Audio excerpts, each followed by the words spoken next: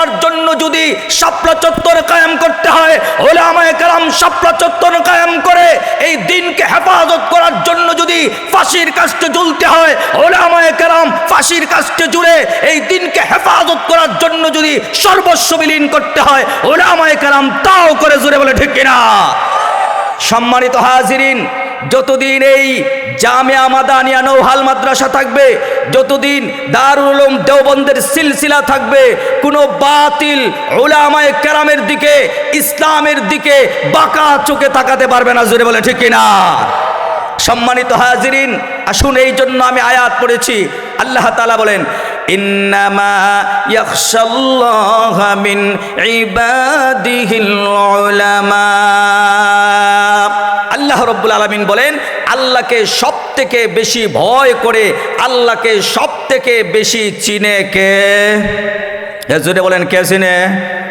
উলামায়ে কেরাম যতটুকু আল্লাহরে চিনে, আবুল সরকার মনে আর একটু বেশি চিনে। জোরে বলেন, আবুল সরকারকে বেশি চিনে?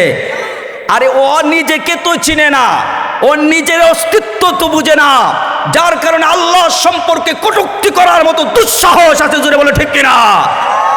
একজন মানুষ, সুস্থ মস্তিষ্কের মানুষ, কোনো সময় আল্লাহ সম্পর্কে বিরক্তি করতে পারে না, আল্লাহ সম্পর্কে গুস্তাগি করতে পারে না। জোরে বলে ঠিক কিনা? সম্মানিত হাজিরিন, ওই দেখেন, ওই রকম বিভিন্ন সময় বিভিন্নভাবে ইসলামকে যখনই কলুষিত করা হয়েছে, তখন উলামায়ে কেরাম এটা হেফাজত করার জিম্মাদারি নিয়েছে। জোরে বলেন ঠিক কিনা? এজন্য আল্লাহ বলেন, ভালো করে খেয়াল করেন, আল্লাহ বলেন, ইন্নামা ইয়াখশাল্লাহা মিন ইবাদিহিল উলামা। পৃথিবীর মানুষ,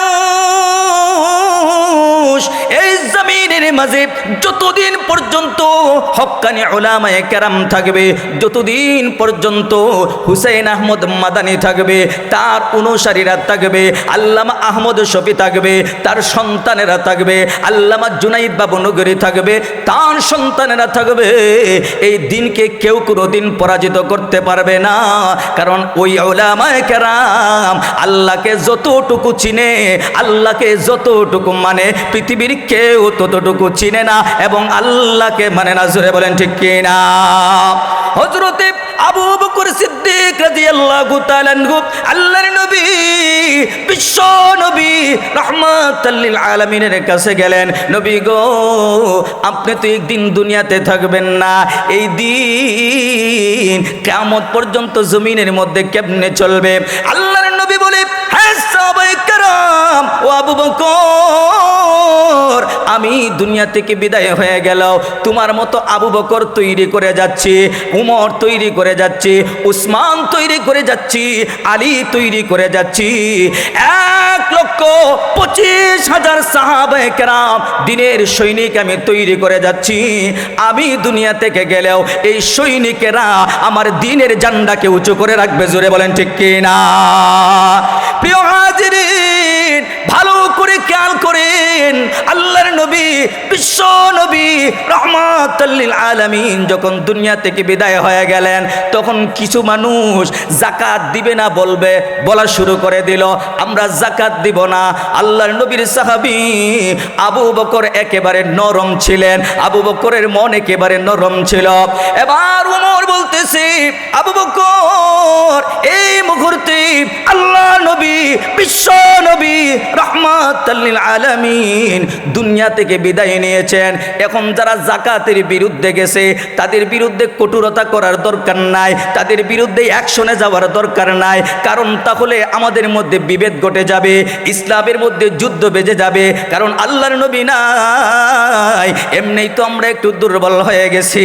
এবার আবু বকর বলতেছে, উমর, তুমি না ইসলামের জন্য বড় শক্ত, ইসলামের জন্য বড় কঠোর। উমর রে, আমি আবু বকর নরম হতে পারি, আমি আবু বকর রহমদিলওয়ালা হতে পারি, কিন্তু ইসলামের ব্যাপারে আমি আবু বকরের চেয়ে কঠোর এই পৃথিবীতে আর কেউ নাই। জোরে বলেন ঠিক কিনা?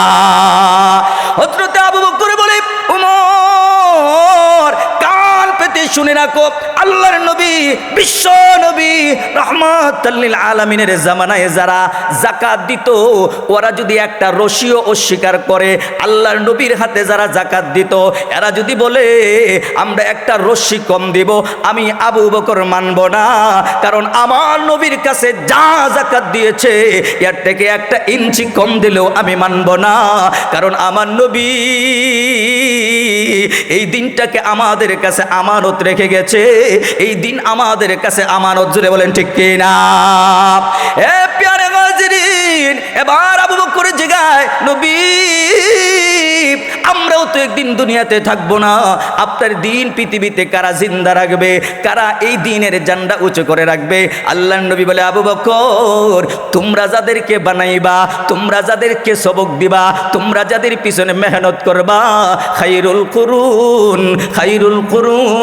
সুম্মাল্লাযীনা ইয়ালুনাহুম সুম্মাল্লাযীনা ইয়ালুনাহুম। হে আবু বকর, তোমাদের হাতে যারা গড়বে, তোমরা যাদেরকে বানাইবা তারা হলো তাবিঈন, আর তোমরা যখন দুনিয়া থেকে বিদায় হয়ে যাইবা, এই দ্বীনের ঝান্ডা এই পৃথিবীতে উঁচু করে রাখবে তাবিঈনরা। জোরে বলেন ঠিক কিনা?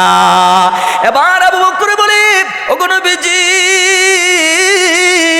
ওই তাবিঈনরাও তো একদিন দুনিয়াতে থাকবে না, এই দুনিয়া থেকে তারাও একদিন চলে যাবে, এই দ্বীনের ঝান্ডা কারা উঁচু করে রাখবে? আল্লাহর নবী বলেন, তবে তাবিঈন তাদের ছাত্ররা, ইয়ার পরে কারা রাখবে? তাদের ছাত্ররা, ইয়ার পরে কারা রাখবে? তাদের ছাত্ররা। কিয়ামত পর্যন্ত এই রকম ছাত্র পৃথিবীতে থাকবে, একদিনের জন্য বিনষ্ট হবে না। জোরে বলেন ঠিক কিনা? এ পৃথিবীর মানুষ, এবার তাকায়া দেখেন, একটা দারুল উলুম দেওবন্দ থাকার কারণে হুসাইন আহমদ মাদানির মতো একজন দ্বীনের সৈনিক তৈরি হয়েছে। ইংরেজরা বলে দিল, আগামীকাল আমাদের বিরুদ্ধে যারা সমাবেশ করবে, সমাবেশের মধ্যে যারা ঘোষণা দিবে, সমাবেশের মধ্যে যারা বয়ান করবে, তাদেরকে গুলি করা হবে। আচ্ছা বলেন তো দেখি, এখন যদি এই মুহূর্তে কেউ কয় এখানে যারা বসে আছেন সবাইকে একটা একটা করে মাথায় গুলি করা হবে, কয়জন বসবেন? আমি তো আগে ধরে দিলাম, ঠিক কিনা? যদি বলা হয় এই মুহূর্তে যে এখানে যারা বসে আছেন একটা একটা করে গুলি দেওয়া হবে, তাহলে কেউ কি বসবে? আরে গুলি লাগবে না, যদি একটা সাপ খালি এই দিক দিয়ে ঢুকে, তাহলে বক্তা কই আর শ্রোতা কই? জোরে বলেন ঠিক কিনা? এবার ইংরেজরা ঘোষণা করে দিল, আগামীকালের সমাবেশের মধ্যে যেই ভাষণ দিতে আসবে তার কপালের মধ্যে গুলি করা হবে। ইংরেজদের বিরুদ্ধে কথা বলা যাবে না, আমরা যে হুকুম দিব এই হুকুম মানতে হবে, এই হুকুম মেনে চলতে হবে। বলেন তো দেখি, আমরা হুকুম মানি কার? আর একটু জোরে বলেন কার? এই পৃথিবীর মানুষ, তুমি অমুক হতে পারো, তুমি তমুক হতে পারো, তোমার জায়গায় তোমাকে সম্মান করব, তোমার জায়গায় তোমাকে ইজ্জত করব, কিন্তু হুকুমের ব্যাপারে আমি আমার মাওলার হুকুম মানব। জোরে বলেন ঠিক কিনা? ইনিল হুকমু ইল্লা লিল্লাহ। আল্লাহ রাব্বুল আলামিন বলে, এই জমিন আমার, এই আসমান আমার, এই আকাশ আমার, এই জমিনের মধ্যে যা কিছু আছে সব কিছু আমার, এই জন্য জমিনের মধ্যে হুকুমও চলবে আমার। জোরে বলেন ঠিক কিনা? এবার হুসাইন আহমদ মাদানি এবার পরামর্শ সবার মধ্যে বসে গেল। সবাই বলতেছে, শুনেন, আপনি আমাদের নেতা, আপনি আমাদের সিপাহসালার, ইংরেজদের বিরুদ্ধে আপনি আমাদেরকে নেতৃত্ব দিতেছেন, দরকার নাই, আপনি যদি মরে যান আমাদেরকে কে নেতৃত্ব দিবে? এবার বলতেছে হুসাইন আহমদ মাদানি বলে, শোনো, আমি যদি মৃত্যুবরণ করি, আমি একজন হুসাইন আহমদ মাদানি মরে যাব, আমার একটা লাশ দেখে হাজারো হাজারো হুসাইন আহমদ তৈরি হবে। জোরে বলেন ঠিক কিনা? এ পৃথিবীর মানুষ, এই রকম একজন শুধু বুক পাতায়া দিছিল, ওই একটা মানুষের বুক পাতানো দেইকা হাজার হাজার আবু সাঈদ তৈরি হয়ে গেছে। জোরে বলেন ঠিক কিনা? এ পৃথিবীর মানুষ, হুসাইন আহমদ মাদানি মাদানী বলে আগামীকাল আমি ভাষণ দিতে যাব, কারণ আগামীকাল যদি ভাষণ দিতে না যায় তারা আমাদের বিরুদ্ধে বলবে দেখো এরা বুঝি মৃত্যুকে ভয় করে না, এরা বুঝি মৃত্যুকে ডরায় না, দেখো আমরা মাত্র বলবো আমরা একটা গুলি করব, এর কারণে তারা সমাবেশের মধ্যে আসে নাই। হুসাইন আহমদ মাদানী বলতেছে তোমরা কেউ যাও আর না যাও, আমি কাপনের কাপড় বেঁধে ওই সমাবেশের মধ্যে বক্তব্য দিব। আল্লাহু আকবার। এবার হুসাইন আহমদ মাদানী ওই সমাবেশের চতুর্পার্শ্বের মধ্যে গুলি তাক করে দাঁড়ায় আছে। হুসাইন আহমদ মাদানী মঞ্চের মধ্যে উঠবে আর ইংরেজদের বিরুদ্ধে কিছু বলবে, এমন সময় তার মাথার মধ্যে গুলি করা হবে। হুসাইন আহমদ মাদানী একটা বন্দুকের দিকেও তাকায় নাই, একটা গুলির দিকেও তাকায় নাই, কারণ ওইগুলা তো ভয় করে না, কারণ হুসাইন আহমদ মাদানী হলো আমার আল্লাহর সৈনিক, নবীর সৈনিক। জুনে বলেন ঠিক কিনা? এবার হুসাইন আহমদ মাদানী স্টেজের মধ্যে উঠে মাইক সামনে পাইয়া বয়ান শুরু করে দিবে। অন্যরা তো মনে করছে লাশ হয়ে গেছে, আর গিয়া লাশটা আনতে হবে। বক্তব্য দিতেছে তো দিতেছে, আল্লাহু আকবার, বক্তব্য দিতেছে তো দিতেছে। এতগুলা বন্দুক, একটা বন্দুক থেকে কেউ গুলি করে না। আমার মনে হয় ওই যে হুসাইন আহমদ মাদানী মৃত্যুকে পরোয়া করে নাই, আল্লাহর দিনকে জিন্দা করার জন্য রেডি হয়ে গেছে। বদরের প্রান্তরের মধ্যে মহান রব্বুল আলামিন যেমন ভাবে 3000 বাহিনী পাঠাইয়া বদর প্রান্তরের মধ্যে মুসলমানদেরকে বিজয় দান করেছিলেন, যখন হুসাইন আহমদ মাদানী সেই বদরের সৈনিক মঞ্চের মধ্যে উঠে গেছে, আবারও আল্লাহ সেই ফেরেশতা পাঠাইয়া ইংরেজদের বন্দুকের গুলির নালার মধ্যে ধরে রাখছে। জোরে বলেন ঠিক কিনা? কারণ আপনি যখন আল্লাহর জন্য হয়ে যাবেন, লাহুল মাওলা ফালাহুল কুল, আপনি যখন আল্লাহর জন্য হয়ে যাবেন, ওই জঙ্গলের বাঘগুলো আপনার কথা মানবে, ওই সিংহগুলো আপনার কথা মানবে, ওই আকাশের বৃষ্টি আপনার দোয়াতে নেমে যাবে। জোরে বলেন ঠিক কিনা? তাহলে দেখেন হুসাইন আহমদ মাদানী দেখায়া গেলেন আমরা জীবন দিতে পারি কিন্তু ইসলাম দিতে পারি না। জোরে বলেন ঠিক কিনা? সম্মানিত হাজিরিন, হযরত আহমদ ইবনে হাম্বল, আমরা তার নাম সবাই জানি, উলামায়ে কেরাম ভালো করেই জানি। আহমদ ইবনে হাম্বল তদানীন্তনকালের বাদশা একটা হুকুম চায়, ওনার কাছ থেকে একটা ফতোয়া চায়, অন্যায়ভাবে উনি সেই ফতোয়াটা নিতে চায়। কে নিতে চায়? জোরে বলেন, কে নিতে চায়? বাদশা। কার কাছ থেকে? আহমদ ইবনে হাম্বলের কাছ থেকে একটা ফতোয়া লিখে নিতে চায় অন্যায়ভাবে, কারণ তার ক্ষমতা আছে, তার র্যাব আছে, তার পুলিশ আছে, তার চিতা বাহিনী আছে, তার বিভিন্ন বাহিনী আছে, সব বাহিনী দিয়া হজরতে আহমদ ইবনে হাম্বলকে ভয় দেখায়া বলে আমার যে ফতোয়া আছে ওই ফতোয়ার মধ্যে তুমি যদি সাইন না করো তাহলে তোমার কিন্তু খবর আছে। এবার কয় কি খবর? প্রথম নম্বরটা হলো তোমাকে জেলে দেওয়া হবে। আহমদ ইবনে হাম্বল রহমতুল্লাহি আলাইহিকে জেলের মধ্যে দিয়ে দেওয়া হলো।